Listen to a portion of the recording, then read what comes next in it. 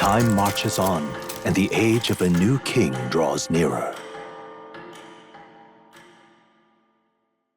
We're one day closer to the face-off with Luis as me and Yufa head back to Briarhaven and enter the church. She can sense Ovi as we're face-to-face with the back door, and it might be wrong to enter a building uninvited, but we can't help ourselves as Yufa has a bad feeling.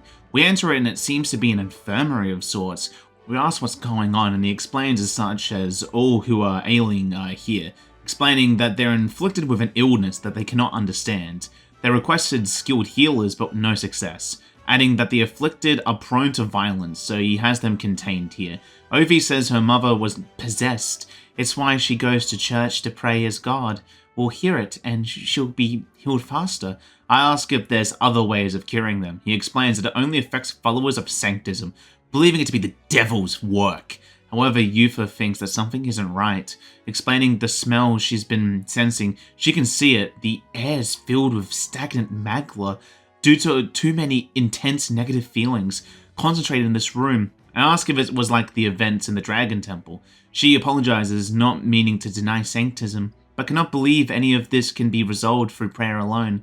Thinking of her people's past failures, but Hyperic just sees it as words from a filthy pagan girl. I try to explain it for him, but as it stands, he is enraged we insulted his religion, even if it was even a tiny bit, as with his intense negative emotions, it causes them anguish as we're pushed out by him. As we're left to think about the situation that is happening to them, and we worry we must act, as this can go bad pretty fast. She agrees we should more than anything. She refuses to allow a young child who loves their mother to go through what she had to. Her and many other islanders were devoted to a doctrine which marched her parents to their early deaths. Her heart still bleeds at that loss, and even if they scorn her, she's happy that I'm with her, as a bond grows stronger. And sadly for now, we have to head out. Eventually it will be calm, but that day isn't today, sadly.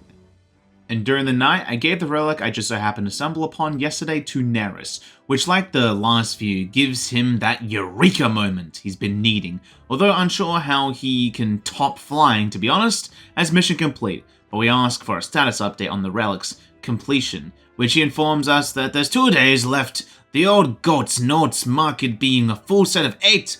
He thinks about the other 2 having a good chin scratch, and basically takes us to his home to find something, which is revealed to be another relic. Seems he found it in his good old fossil hunts, comparing it to rubbish, but he realizes the relics here, the one from his boyhood, was an exact match, and thus our little hunt he gave it a shot, and sure enough, whiz bang pow, perfect fit. Well, I'm glad it all worked out, honestly. Seeming to be happy, he joined us. When Hulkenberg dragged him out of that blasted workshop, he never believed he'd find his wings, but it's thanks to us he could, and with that, our bond grows stronger. But it now leaves us with the mission of finding the very last one. But suddenly, we hear something, well, more like Gallagher did, but Neruas calls it just the wind, so we believe him for now, as we get going.